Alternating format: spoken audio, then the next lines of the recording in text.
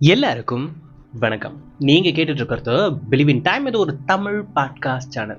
நம்மளோட பாட்காஸ்ட் சேனல்ல இன்னைக்கு நம்ம எதை பத்தி பேச போறோம் அப்படின்னு சொல்லிட்டு பாத்தீங்கன்னா, ஏமாத்துறது தப்பா இல்ல ஏமாறுறது தப்பா, இது பத்தி தான் பேச போறோம். இதுல பேசுறதுக்கு என்னடா இருக்கு, ஏமாத்துறது தானே தப்பு அப்படின்ற மாதிரி நீங்க நினைக்கலாம். ஆக்சுவலி இன்னைக்கு இருக்கிற சுச்சுவேஷனுக்கு பாத்தீங்கன்னா, ஏமாத்துறதை விட ஏமாறுறதுக்கு நம்ம தயாரா இருக்கிறதுனால தான் போற வரவெல்லாம் ஏமாத்திட்டு போறான். ஸோ அது சம்பந்தப்பட்ட விஷயத்தை பத்தி தான் உங்ககிட்ட பேசணும்னு நான் நினைக்கிறேன். வழக்கம் போல ஒரு கதை. ஒரு ஊர்ல பாத்தீங்கன்னா ஒரு நடுத்தர வயது மிக்க நபர் இருக்கிறாரு. அவருக்கு அந்த ஏரியாக்குள்ள ஒரு நல்ல செல்வாக்கும் கூட. ஸோ எல்லாருக்கும் அவரை பார்த்தாலே ரெஸ்பெக்ட் கொடுக்கணும் அப்படின்ற நினைக்கிற அளவுக்கு ஒரு நல்ல மரியாதை உள்ள ஒரு நபர். நல்லா தான் போயிட்டு இருக்கு அவர் வாழ்க்கை.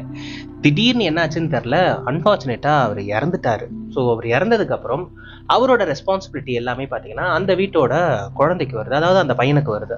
அந்த பையன் தான் வந்து அதுக்கப்புறம் வீட்டை வந்து ரெஸ்பான்சிபிள் எடுத்து பார்த்துக்கிறான். அப்பா இறந்ததுக்கு அப்புறம் பார்த்தீங்கன்னா நிறைய பேர் துக்கம் விசாரிக்கிறதுக்குலாம் வருவாங்கல்ல. அந்த மாதிரி ஒவ்வொருத்தராக வர்றப்ப அப்பா வந்து எனக்கு இந்த மாதிரி உதவி பண்ணியிருக்காரு, அப்பா கிட்ட இருந்து நான் இவ்வளோ காசு வாங்கினேன் அப்படின்ற மாதிரி ஒரு சில பேர் 10,000, ஒரு சில பேர் 20,000, அந்த மாதிரி ஒரு சில பேர் அவங்க அப்பா கிட்ட வாங்கின தொகையை எடுத்துட்டு வந்து அந்த பையன் கிட்ட வந்து திருப்பி கொடுக்குறாங்க. இப்போ அந்த பையனுக்குள்ள ஒரு யோசனை வருது. சரி, அப்பா கிட்ட இத்தனை பேர் காசு வாங்கியிருக்காங்க, ஒருவேளை அப்பா யார்கிட்டயாவது காசு வாங்கியிருந்தா அது நமக்கு தெரியாம இருந்தா? ஏன்னா அப்பா நம்ம கிட்ட எதுவுமே சொல்லல, இத்தனை பேருக்கு காசு கொடுத்தனும் சொல்லல, ஆனா இத்தனை பேர் தேடி வந்து கொடுத்துருக்காங்கன்னா அப்பா ஏதோ ஒரு விஷயம் பண்ணியிருக்காரு. அப்போ அப்பாவும் யார்கிட்டயாவது வாங்கியிருக்கிறதுக்கான வாய்ப்பு இருக்குதானே? சரி, நம்ம வீடு ஃபுல்லா தேடுவோம் அப்படின்ற மாதிரி அவர் முடிவு பண்ணி அவர் என்ன பண்றாரு, வீடு ஃபுல்லா நல்லா தேடுறாரு. ஏதாவது ஒரு தகவல் அப்பா யார்கிட்டயாவது இந்த மாதிரி காசு வாங்கியிருக்காரு, அந்த மாதிரி ஏதாவது இருக்குமா அப்படின்றதுக்காக அவர் வந்து தேடுறாரு. எஸ், ஒரு டைரியில் பார்த்தீங்கன்னா ஒருத்தரோட பேரை போட்டு அவர்கிட்ட 1,00,000 ரூபாய் வாங்கியிருக்கிறதா அதில் வந்து எழுதியிருக்காரு. ஆனால் அவங்க அம்மா கிட்டே அதை பற்றி அவர் வந்து சொல்லலை, அவர்கிட்டையும் எதுவும் சொல்லலை. ஆனால் டைரியில் மட்டும் எழுதியிருக்காரு. அப்பா எழுதி வச்சிருக்காருன்னா கண்டிப்பாக அவங்களுக்கு வந்து திரும்ப கொடுக்க வேண்டியது நம்மளோட கடமை அப்படின்ற மாதிரி அந்த பையன் டிசைட் பண்ணிடுறான். அதுக்கேற்ற மாதிரி என்ன பண்ணுறான்னா, அந்த நபரை பார்க்க போகிறப்ப தான் தெரியுது அந்த நபர் நிறைய வாட்டி வீட்டுக்கு வந்திருக்காரு. அப்பா இறந்ததுக்கு அப்புறமே பல வாட்டி வீட்டுக்கு வந்திருக்காரு. இவனை பார்த்தும் நிறைய விஷயம்லாம் பேசிட்டு போயிருக்காரு. ஆனா ஒரு முறை கூட இந்த கடனை பத்தி அவர் பேசவே இல்லை. இவருக்கு ரொம்ப மிஸ்டீரியஸா இருக்கு. என்னடா இந்த மனுஷன் நிறைய வாட்டி நம்மளை பார்த்திருக்காரு, ஆனா ஒரு முறை கூட தான் அப்பா இந்த மாதிரி காசு வாங்கியிருக்காரு அப்படின்ற விஷயத்த சொல்லவே இல்லையே, நம்ம போய் இதை கேட்கலாமா கேட்க கூடாதான்ற குழப்பமும் இருக்கு. ஒருவேளை அப்பா கடன் வாங்கி அதை திருப்பியும் கொடுத்துருந்தாருன்னா என்ன பண்றது அப்படின்ற மாதிரியும் யோசனை இருக்கு. திருப்பி கொடுத்துருந்தா இந்த கடன் கொடுத்துட்டேன்னு சேர்த்து எல்லாம் எழுதியிருப்பாரு, இல்ல அதை அடிச்சு வச்சிருப்பாருல, எதுவுமே இல்லாம பிளாங்கா மட்டும் தானே எழுதியிருக்கு அப்படின்ற மாதிரி யோசிக்கிறான். சரி, ஓகே, ஏன் இவ்வளவு கன்ஃபியூஷன் நமக்குள்ள, பெட்டர் அவர்கிட்டயே போய் இதை பத்தி கேட்டுருவோமே அப்படின்ற மாதிரி முடிவு பண்ணிட்டு அந்த நபரை பார்க்கறதுக்கு போனா இந்த மாதிரி அப்பாவோட டைரியில பார்த்தேன், உங்ககிட்ட கிட்டத்தட்ட 1,00,000 ரூபாய் கடன் வாங்கியிருக்கிறதா அவரோட டைரியில இருந்துச்சு, அப்பா உண்மையாலேயே உங்ககிட்ட கடன் வாங்கியிருந்தாரா அப்படின்னு கேட்கவும் அவர் சிரிக்கிறாரு. சிரிச்சுட்டு, ஆமாப்பா, ஆக்சுவலி அப்பா வந்து எனக்கு நிறைய உதவி பண்ணியிருக்காரு, அவருக்கு ஒரு கஷ்டம்னு வர்றப்ப என்கிட்ட கேட்டிருந்தாரு, அதனால நான் அந்த உதவி பண்ணேன்ப்பா. அம்மாவுக்கு உடம்பு முடியாம போயிருந்துச்சு, ஸோ ஆஸ்பத்திரி செலவுக்கு வேணும் அப்படின்ற மாதிரி கேட்டிருந்தாருப்பா, அதனால நான் கொடுத்தேன். ஆனா ஏன் எங்ககிட்ட அவர் சொல்லவே இல்லை? ஏன்னா வீட்டுக்கு தெரியாம தான்ப்பா அவர் காசு வாங்கினாரு, அதனாலதான் நானும் உங்ககிட்ட சொல்ல முடியல. ஏன்னா உங்களுக்கு தெரிஞ்சவர் வாங்கியிருந்தாருன்னா என்னால வந்து சொல்ல முடியும். நான் காசு கொடுத்தேன்றதுக்கு ஆதாரமா எதுவுமே கிடையாதுப்பா. எனக்கு இருந்தது மனசாட்சி, அப்பாவுக்கு இருந்தது மனசாட்சி, இது 2 தான்ப்பா சாட்சி. அதனால தான் நான் அப்பாவுக்கு காசு கொடுத்துருந்தேன் அப்படின்ற மாதிரி சொல்லவும், அப்பாவுக்கு மட்டும் மனசாட்சி இல்லை, எனக்கும் மனசாட்சி இருக்கு, அப்பா எழுதி வச்சிருக்காருன்னா கண்டிப்பா அர்த்தம் இருக்கும்ட்டு தான் நான் உங்ககிட்ட இதை கொடுக்க வந்தேன் அப்படின்ற மாதிரி இவன் வச்சிருந்த அந்த 1,00,000 ரூபாய் எடுத்து வந்து கொடுத்துட்டான். என்னடா கதை இப்படி முடிஞ்சிருச்சு அப்படின்ற மாதிரி நீங்க கேட்கலாம். எஸ், இந்த கதையில பாத்தீங்கன்னா வாங்கின நபரும் நல்லவங்க, அதை ரிசீவ் பண்ற நபரும் வந்து நல்லவங்க, 2 பேரும் நல்லவங்களா இருந்ததால யாருக்கும் எந்த ஒரு கஷ்டமும் ஏற்படுத்தலை. இதுல யாராவது ஒருத்தர் கெட்டவங்களா இருந்ததா இன்னொரு நபரை அழகா ஏமாத்திருக்கலாம். ஆனா அதை 2 பேருமே முயற்சி பண்ணல. 2 பேருமே அவங்க ரொம்ப ரொம்ப ஜென்யூன் அப்படின்றத காட்டிக்கிட்டாங்க. அந்த 1,00,000 ரூபாய் கொடுத்த நபரும் அந்த குடும்பத்துக்கிட்ட போயிட்டு இந்த மாதிரி காசு வாங்கியிருக்கிறதாவும் அதை கொடுங்க அப்படின்ற மாதிரி எந்த ஒரு நச்சரிப்பும் ஏற்படுத்தல. இவரும் அப்பா எழுதியிருக்காரு, அது எந்த அளவுக்கு உண்மை அப்படின்லாம் வந்து தெரிஞ்சுக்காமலே அவங்க கிட்ட கேட்டு கொடுக்கணுன்ற அவசியமும் கிடையாது, ஆனா அதை பண்ணியிருக்காங்க. ஸோ 2 நபரும் சரிக்கு சமமான நல்லவங்களா இருந்ததால சுமூகமா போயிடுச்சு. இன்கேஸ் 2 பேர்ல யாராவது ஒருத்தங்க கெட்டவங்களா இருந்தாங்கன்னா என்ன ஆயிருக்கும்? இன்னைக்கு சமுதாயம் பார்த்தீங்கன்னா தெரியாதவங்களெல்லாம் ஏமாத்தல, நல்லா தெரிஞ்ச பழக்கப்பட்ட நபர்களாம் தேடி தேடி ஏமாத்திட்டு இருக்கு. ஒரு உதாரணத்துக்கு சொல்லணும் அப்படின்னு சொல்லிட்டு பார்த்தீங்கன்னா 2014. ஸோ அப்போ என்ன ஆச்சு அப்படின்னு சொல்லிட்டு பார்த்தீங்கன்னா, நான் காலேஜ் முடிச்சிருந்த சமயம் திடீர்னு சொல்லிட்டு என்னோட ஃப்ரெண்டுனா டைரக்ட் ஃப்ரெண்டு கிடையாது, என் ஃப்ரெண்டோட ஃப்ரெண்டு, அவன் எனக்கு திடீர்னு கால் பண்ணி மச்சான் வீட்டில் இருப்பியாடா இன்னைக்கு அப்படின்ற மாதிரி கேட்குறான். எனக்கு டவுட்டு, இந்த நாய் எதுக்கு நமக்கு ஃபோன் பண்ணி வீட்டில் இருப்பியான்னு கேட்குது. இருப்பேன் மச்சான், என்னாச்சு? இல்லை என் மேனேஜர் உன்னை பார்க்கணுமா. ஓ மேனேஜர் எதுக்குறா என்ன பார்க்கணும்?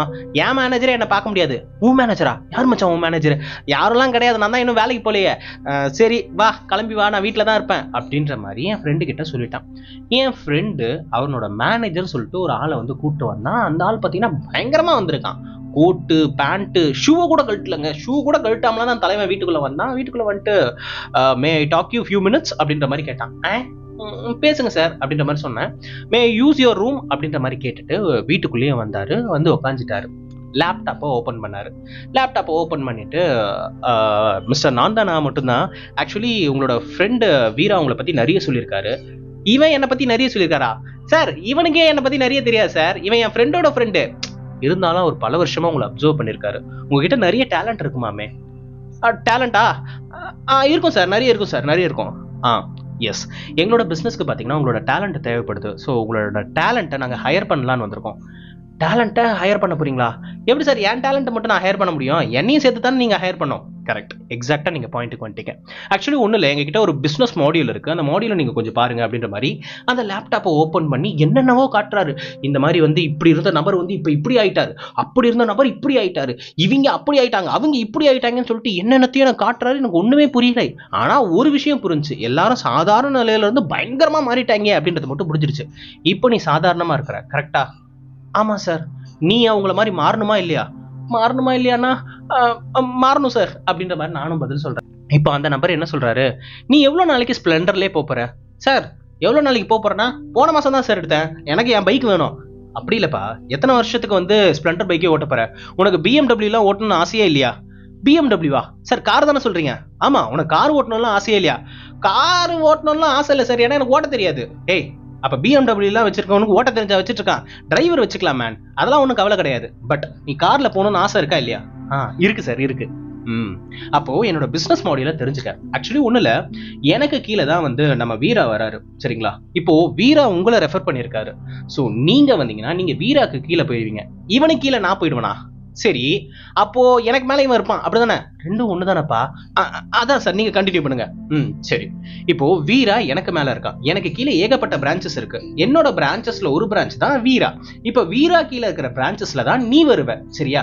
இப்போ நீங்க எல்லாருமே எனக்கு கீழே வருவீங்க. நீ ஒன்றும் பண்ண வேணாம்ப்பா, நீ ஜாயின் பண்ணதுக்கு அப்புறம் கூட பெருசா எதுவும் பண்ண வேணாம், வீராவே பார்த்துப்பான். இப்போ வீரா நிறைய பேரை சேர்க்கிறான்னா அவனோட பிரான்ச்சஸ் கீழே அது எல்லாம் ஆட் ஆகும்ல, அது உனக்கு கீழேயும் வரும்.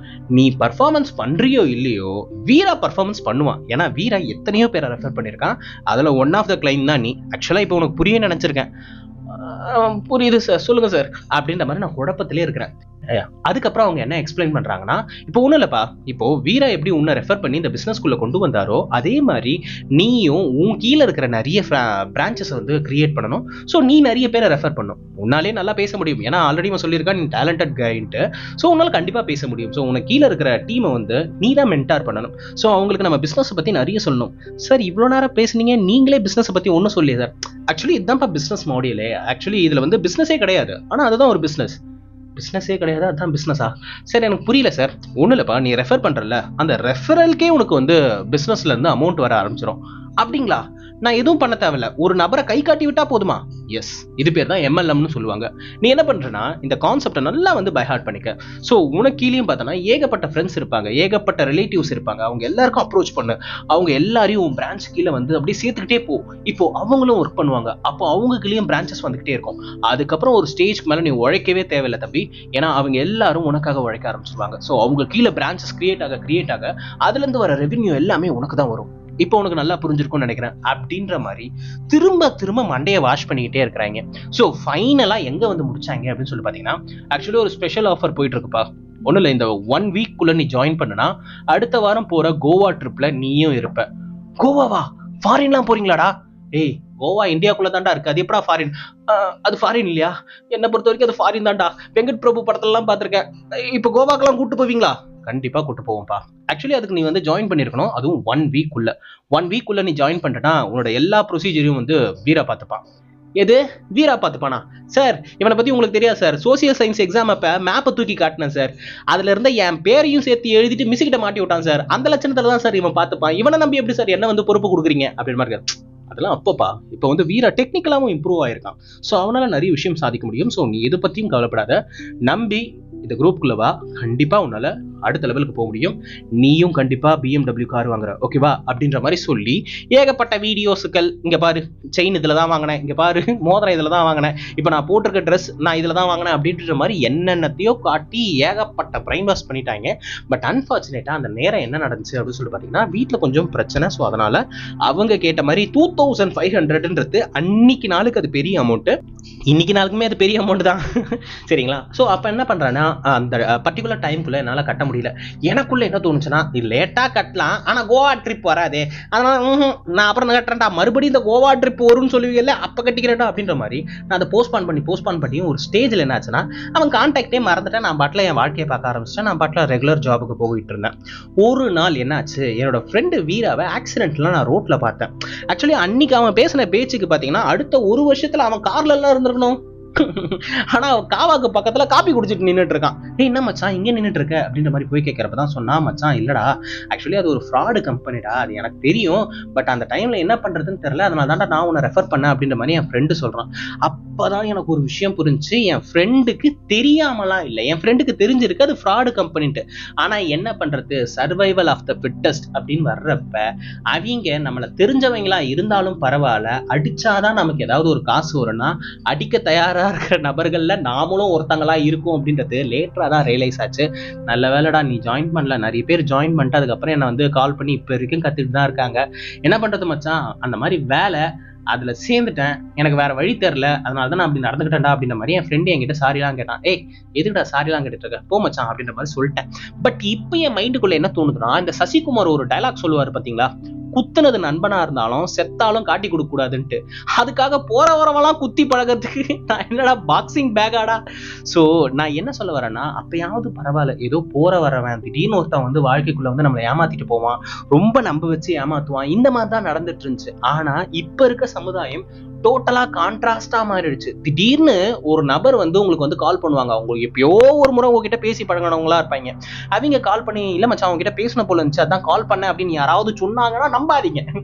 ஏன்னா இன் ஜென்ரலா இந்த மாதிரி காணாம போன கான்டாக்ட் கால் பண்ணுதான், ஒண்ணு அவங்க வீட்டுல ஏதாவது ஒரு பிரச்சனையா இருக்கும், 2 அவனுக்கு கல்யாணமாவோ இல்ல அவளுக்கு கல்யாணமாவோ இருக்கும். இந்த 2 காரணம் இல்லாம திடீர்னு நம்மளோட ஞாபகம் ஒருத்தங்களுக்கு வருதுன்னா அவங்க நம்ம சூழ்ச்சி வலையில சிக்க வைக்க போறாங்க அப்படின்றத கொஞ்சம் ரியலைஸ் பண்ணுங்க.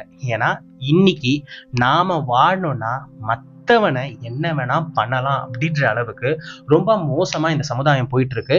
அதனால எப்பவுமே கொஞ்சம் கான்சென்ட்ரேஷனோட இருங்க. அவங்க சொல்றதுல எந்த அளவுக்கு உண்மைத்தன்மை இருக்கு, ஒரு கம்பெனியை பத்தி பேசுறாங்கன்னா அந்த கம்பெனி இதுக்கு முன்னாடி எவ்வளவு ரெப்யூட்டேஷனோட நடந்திருக்கு, எந்த அளவுக்கு பர்ஃபார்மன்ஸ் அது கொடுத்துருக்கு அப்படின்றதெல்லாம் தெரிஞ்சுட்டு ஒரு ஃப்ரெண்டை நம்பி காசை கொடுங்க. ஏன்னா இது வந்து சில பேருக்கு வந்து ஹர்ட்டா கூட இருக்கலாம், என் ஃப்ரெண்டை பத்தி தப்பா பேசுறியா அப்படின்ட்டு. எல்லா ஃப்ரெண்டும் சொல்லல, ஆனா ஒரு சிலர் மணி மைண்டடா இருக்கிறாங்க. உங்களோட மணிக்கு உத்தரவாதம் இல்லாம போயிடக்கூடாதுன்றதுக்காக தான் இந்த வார்த்தையை நான் சொல்றேன். இன்னைக்கு வந்து ஏமாத்தன யாரையும் குறை சொல்றது கிடையாது, ஏமாந்தவனை மட்டும்தான் எல்லாரும் குறை சொல்லிட்டு இருக்காங்க. உனக்கு பொழைக்க தெரியல, உனக்கு சாமர்த்தியம் பத்தல அப்படின்ற மாதிரி ஏமாந்தவனை திருப்பி திருப்பி குறை சொல்லிக்கிட்டே இருக்கும். ஏமாத்தினது யாரு? என் ஃப்ரெண்டு, என் கூட இருந்த நபர், நான் நம்பின ஒருத்தன். ஆனா அவனை பத்தி யாருமே பெருசா பேச மாட்டாங்க. ஸோ அந்த நிலைமை வேற யாருக்கும் வரக்கூடாது அப்படின்றதுக்காக தான் நான் இதை சொல்றேன். ஸோ உங்க கூடயே இருக்கிற நபர் திடீர்னு சம்மந்தமே இல்லாத ஒரு டிராப்புக்குள்ள உங்களை மாட்டி விடுற மாதிரி இருந்துச்சுன்னா பார்த்து சூதனமா இருந்துக்க செவ்வாழை, அப்புறம் உன் புண்ணியம். ஐ ஹோப் இன்னைக்கான இந்த பதிவு கண்டிப்பா எல்லாருக்கும் பயனுள்ளதா இருக்கும் நான் நினைக்கிறேன், நம்புறேன். இன்னொரு நாள் இன்னொரு நல்ல கதையோடும் கருத்தோடும் கண்டிப்பா நான் உங்களை வந்து சந்திக்கிறேன். எல்லா மனசும் ஒரு சின்னோண்டு பாராட்டுக்கு தானே இங்கே கிடக்கு. உங்களுக்கு இந்த பதிவை பற்றியோ இல்லை என்ன பற்றியோ ஏதாவது சொல்லணும்னு இருந்துச்சுன்னா அதை மறக்காம கமெண்ட் பாக்ஸில் வந்து சொல்லுங்கள். உங்களோட ஒவ்வொரு கமெண்ட்டையுமே நான் வாசிட்டு தான் இருக்கேன். என்னோட ரெகுலர் ஆடியன்ஸ் கிட்ட இருந்து நான் எதிர்பார்க்கறதெல்லாம் அந்த சப்ஸ்கிரைபும் அந்த கமெண்ட்டும் மட்டும் தான். இந்த 2 விஷயத்தை நீங்கள் பண்ணிட்டீங்கனாலே நான் ஆல்மோஸ்ட் சாட்டிஸ்ஃபைட். நான் ஆல்ரெடி சொன்ன மாதிரி நாளைக்கு இன்னொரு கதையோடும் கருத்தோடும் கண்டிப்பாக நான் உங்களை வந்து சந்திக்கிறேன். அதுவரை உங்களிடமிருந்து விடைபெறுவது நான் மட்டும்தான். நன்றி.